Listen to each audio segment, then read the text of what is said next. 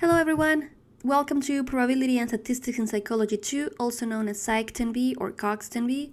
I am Adriana F. Chávez De la Peña, and I will have the delight of being the main instructor for this second summer session of summer 2023. This right here is meant to be an introductory / welcoming video where we talked about what it is to be expected from the course. So we're going to be discussing some general ground rules, talk a little bit about the content of the course, how you are going to be assessed throughout it, and in general, trying to make sure that we start on the same page. Let me start by telling you who's going to be on the teaching team this summer session. So first we have the main instructor of the course, again, that is me. To introduce myself very briefly, I am a fourth-year PhD student at the Cognitive Science Department. I'm also a master's student in the Department of Statistics, although I am just now finishing my degree. And here you have my UCI email address and my proposal for initial office hours. We might add some more as we find necessary along the line, but at least from the beginning, I would like to ensure that you have 2 extensive office hours on Tuesdays and Thursdays from 10 a.m. to 12 p.m. These are going to be online. You can find the Zoom link on Canvas. The only teaching assistant for this course is going to be Wanji. Wanji is also a fourth-year PhD student at the Cognitive Science Department. She is a very, very nice person. I am very happy to be working with her in running along this course. And here you have Wanji's email address as well. The details for the office hours that Wanji is going to be running along this course can be found on Canvas. So I am showing you here our email addresses in hopes that you will feel comfortable, and please reach out with whatever question you might have about the course, either if it's in terms of the content of the course or the way that the course is being run. This is only a 5-week-long course, and we need to be communicating with each other as much as possible to make sure that we all get the best out of it. So in saying that, I would like to specify that emails related to how grades are being assigned and the way in general that the course is being organized, please direct those to me directly. But if you'd rather have questions about the content of the class, if you would like to clarify some concept, if you'd like to expand on some exercise covered in class and so forth, please address those emails to Wanji first as the main recipient, but make sure to CC me. This way you will ensure that whoever among us is available first, we can answer to your email. That way we can also both have a clear idea of what are the kind of questions that are being asked, what are the kind of things we have to emphasize in office hours, and such forth. Now, about the content of the course, this course, Psych 10B, COGS 10B, is meant to be an introduction to probability and statistics. We are going to try to give an emphasis on a thorough understanding of the probabilistic and logical basis of formal statistical inference and the concept of statistical evidence. We're also going to be covering the very important notion of what statistical and computational models are and the role they play in cognitive science. This seems like an appropriate moment to emphasize that this course was not designed to be a continuation of 10A. Particularly if you took 10A, Psych 10A, or COGS 10A with Professor Jeff Rauter, I can guarantee to you that this course is not a direct follow-up on where we left off. In Psych 10A, we were trying to develop a much more intuitive sense of the importance of data exploration before conducting any form of complicated data analysis. It was more about developing this intuitive sense of what should we be looking at when we look at our data, what are the considerations we should have in mind before cleaning the data, and so forth. And this course here is going to be much more principled. It's going to be a little bit more formal, and it's going to be building up the basis for understanding statistical inference. So how are we going to quantify the degree to which the data that we have collected serves as evidence for either of the hypotheses that I am studying, or to in general inform my research questions? Now, about the way that this course was designed. This course was designed to be taught fully online. There will be no in-person activities. And there will also be no live discussion sessions that are mandatory to students. We will offer, though, a bunch of office hours throughout the week, but these are not mandatory. I also would like to emphasize that we will be reusing, for the most part, the materials that were prepared by Professor Joachim van Dekkerkopf. He is usually the one in charge of teaching this class during the academic year, mostly often on the winter term. Although I might also add my own video lectures and my own materials, trying to expand on the contents that I have found to be challenging when TAing for this class. And lastly, and I cannot stress the importance of this enough, one of the many consequences of having this class during the summer is that we are now required to cover in only 5 weeks what would otherwise be taught on 10 weeks. This is pretty dense material. There is a lot to unpack here. please do not fall behind. Please do not underestimate the burden that this time constraint is going to put on us. Now, however, I would like to give you some reassurance that both me and Wonji are very aware of this time constraint, and we are here to support you. Please let us know whenever you have any question about the class. We are here to help you navigate through the contents in a smooth and nice manner. Now, let us talk about the way that the course is going to look on a weekly basis. Every week on Monday at 9 a.m., you're going to receive a Canvas announcement letting you know that a first chunk of material has been released. This first chunk is usually going to be referred to as Content A. And then on every week, except for weeks 3 and 5, we will also have a second notification on Wednesdays at 9 a.m. letting us know that a second chunk of material has also been released.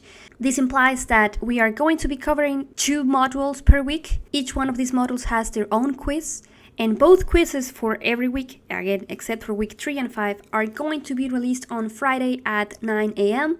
and remain open until Sunday before midnight. For each quiz, you're going to have at least one opportunity to retake it in case you missed out the important dates or in case you are unsatisfied with the score you were already given. Then on Fridays at 5, I will release an additional optional video lecture on R that is hopefully going to help you develop the skills necessary to conduct a final extra credit assignment that is going to be due on week 5. This extra credit assignment, as the name suggests, is not mandatory, but it's meant to be offered as a way for you to have some leeway in your grade. As you can notice here, there are no live discussion sessions for this class. However, there will be multiple office hours. For information about times, dates, and Zoom links, we encourage you to take a look at the syllables available on Canvas. And as we offer more or different times for office hours, we will reach out to you on Canvas through Canvas announcements. For the specific details about the program of the class, I encourage you to take a look at the list of topics that are going to be covered each week on Canvas. And more importantly, I encourage you to not skip any of them.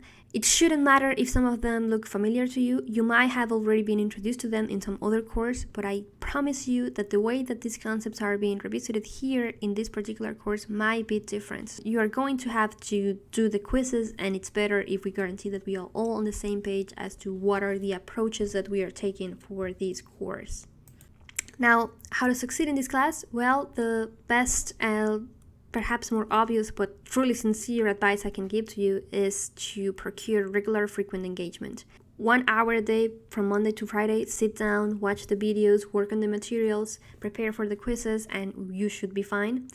Do not attempt by any means to take in the material in one long session per week. This is very dense material. This takes time to digest. It's not meant to be all taken in a single sit.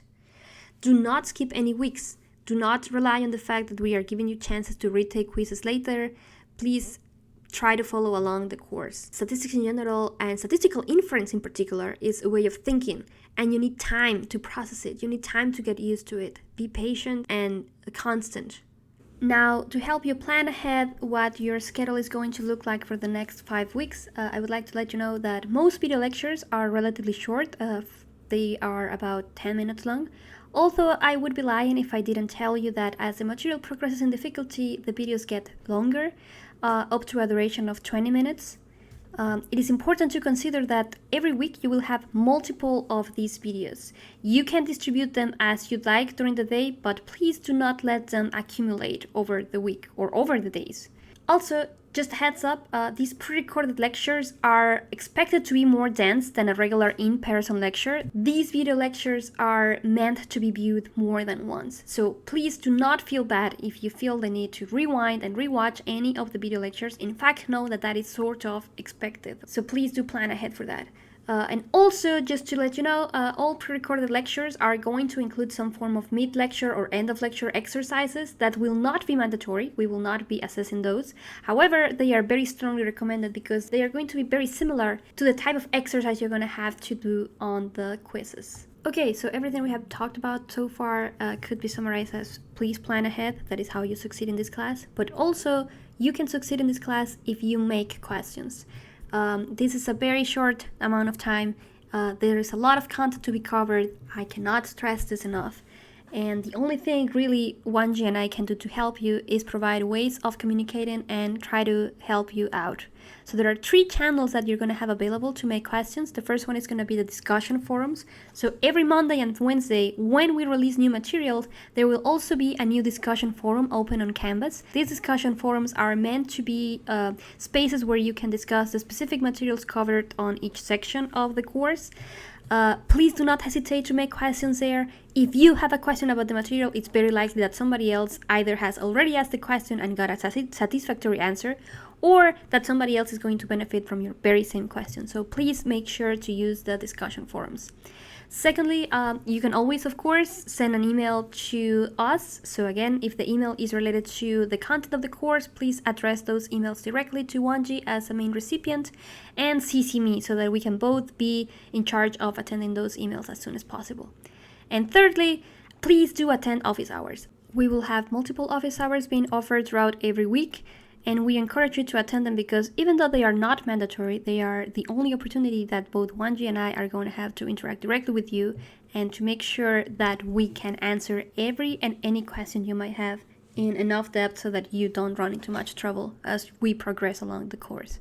Now for the assessment of the class. So the assessment is going to have 2 components. One is mandatory and the second is an extra credit option that we give you. So first we have the quizzes on this course. There are going to be a total of 8 quizzes made available throughout the entirety of this summer session. However, your assessment is going to be based only on your best 7 quizzes. This means that we're going to drop your lowest score. Then, in case you missed out the deadline, or if you are unsatisfied with the score that you already got, past quizzes will be reopened on both weeks 3 and 5, such that on week 3, you're going to have a chance to retake quizzes from week 1 and week 2, and on week 5, you're going to have a chance to retake quizzes from week 3 and week 4. However, we would like you to keep in mind that you will have to keep the score you get on your latest attempt. Regardless of how well you have done on your first try, whatever you get on your latest try, it's going to be what's going to be kept. It is very, very important that you prepare ahead. In order for us to take these quizzes, we will have to work with Lockdown Browser for online exams. Please go to the Canvas website, go to the Pages section. We have there an entire page on how to install this software. There are YouTube tutorials already available for this. If you have any questions, please do let us know before this Friday, which is when the first quiz is going to be released. And now for the second component, we have an extra credit hour assignment. This homework is going to be due on week 5. As the name suggests, it's totally optional. And it's going to be based on the optional video lecture recordings that are going to be released every Friday at 5 p.m. throughout the summer session. These video lectures hopefully will help you build up the skills necessary to complete the R assignment and get back up to 20% of your grade. So we hope you take advantage of this opportunity, which will not only benefit your grade, but it would also help you keep practicing the R skills that we have already acquired during Psych 10A. Here we have the way in which the letter grades are being assigned. Feel free to pause the video or review this table in much more detail on the Canvas syllabus. Almost lastly, we should talk about academic dishonesty. So just to make sure we are all on an agreement, there is no tolerance for academic dishonesty or fraud. Any form of fraud designed to circumvent course policies will result on a failing grade. The instructor, me, or the TA, 1G, will not make any sort of judgment call regarding academic dishonesty. It is a part of our job. If we detect academic dishonesty, we have to report it, no matter how small it is. It is not negotiable. It's not up to us. This is really part of our job. And now finally, here you have a list of recommended readings. None of these are mandatory. You are never going to be assessed on them. No one is going to know, or at least I'm not going to know if you have read them or not. But they are truly, truly recommended. If you're interested in getting a much deeper understanding of statistical inference, these are fantastic introductory papers. Particularly first 3 that we have here are strongly recommended, but you can review all of them. We have included them on a folder called For the Readings in the Canvas website, so feel free to check them out. And with that, we conclude this introductory / welcoming video for Probability and Statistics in Psychology 2. If you have any questions or any concerns, please do check them out. There is already a discussion forum made available for questions related to the general organization of the course.